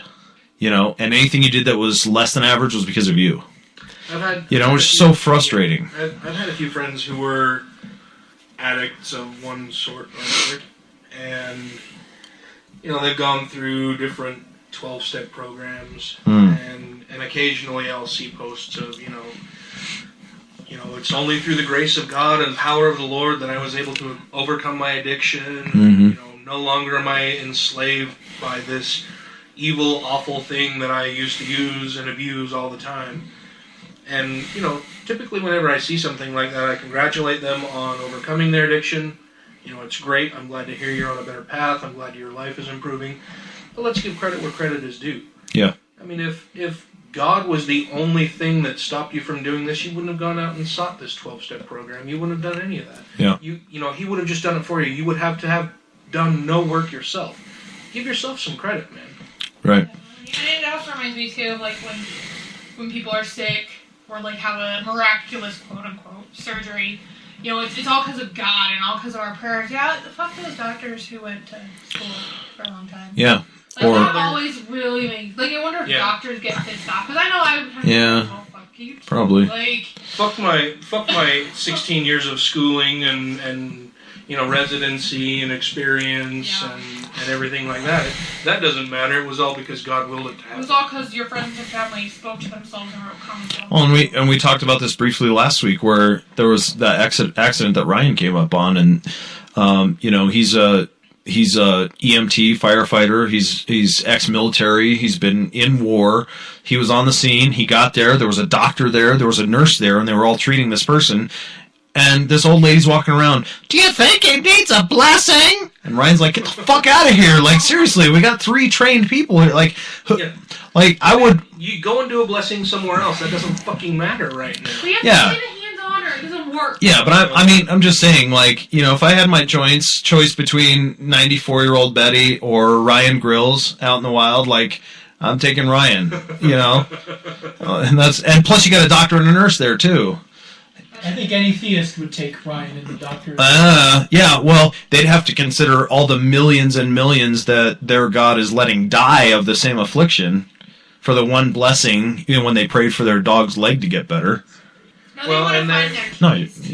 And their keys, yeah. And there is such a thing as Christian Science, which... Go on. No, that's not a real thing. Oh, no, go ahead. Go ahead and explain that. Thing. Yeah. I mean, that Christian scientists exist. Well, that's different. You changed the words now. Yeah, Well, no. we're not Christian Science. Science. No, well, yeah, but I mean, Christian Science as a theological belief exists, where Oh, right, people as the yeah. where people reject Yes. traditional medicine, Western medicine, you know, It's faith healing, 100%. Yeah, it's faith healing. Right. It's prayer versus actually going to see a fucking doctor. Right. Like, did you I- see that recent story about the girl with cancer? Young girl, I don't remember how old. Definitely a minor. That her And- parents have won the right to. Yeah, her parents have won the right to just do faith healing, and she's not going to get chemotherapy, and the little girl's going to die. Yeah. And how many times has that already happened? How is it that is not viewed as fucking child It abuse? should be. And in some states and in some rulings, it has been viewed as child abuse, and the parents have been basically forced to take their child to a fucking doctor. Which states? Washington, Massachusetts, Minnesota? Not fucking Louisiana or Florida, right? Sorry, guys. I know, and all the agnostics are going to get pissed at me, too, because I had nothing to say about Christian Scientists, but... Those Christians are so great, but fuck the agnostics. No. That is not what I said. No. When he said Christian Scientists, I thought Francis Collins, Kenneth Miller, guys that accept evolution, Newton, sure.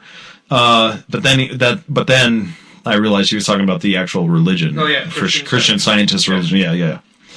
No, fuck those guys. Which really aren't any better than the fucking snake handlers. No.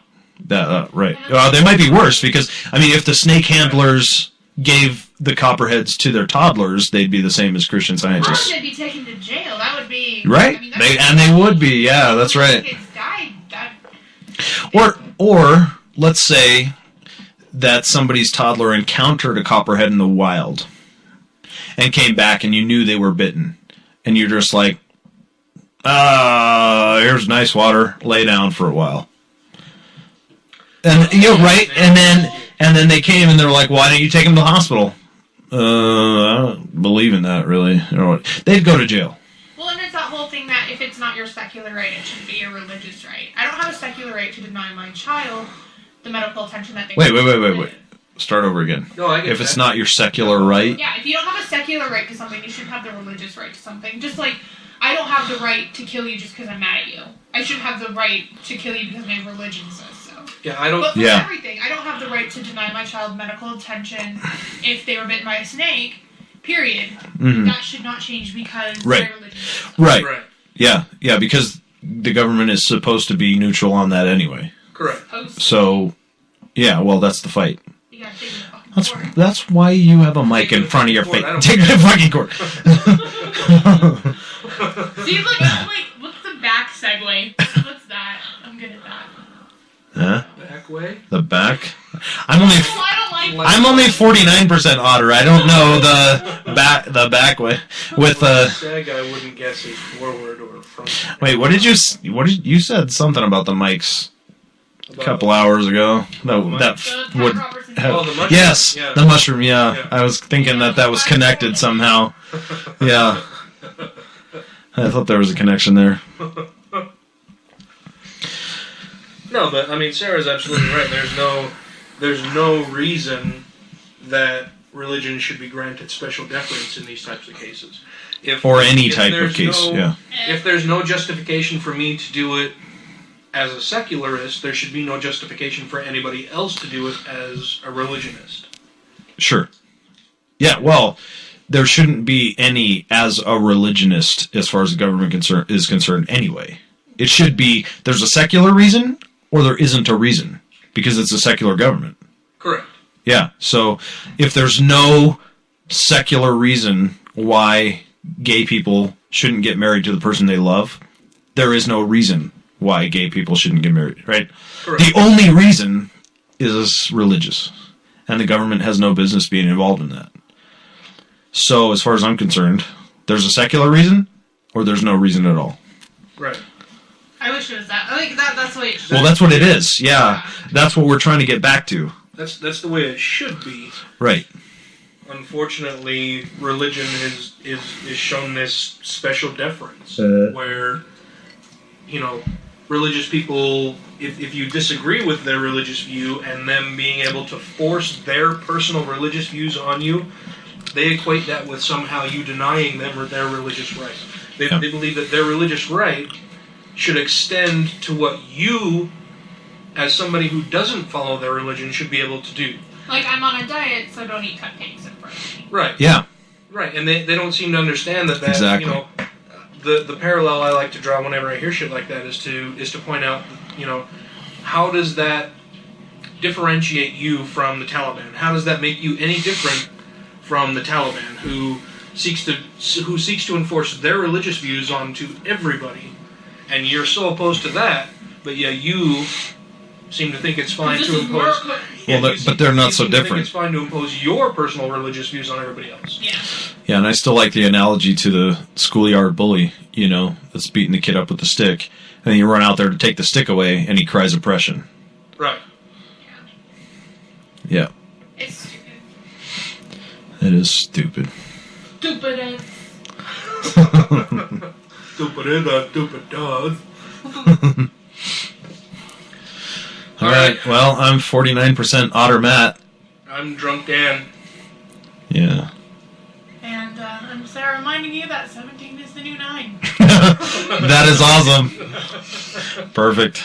All Thanks, right. everybody.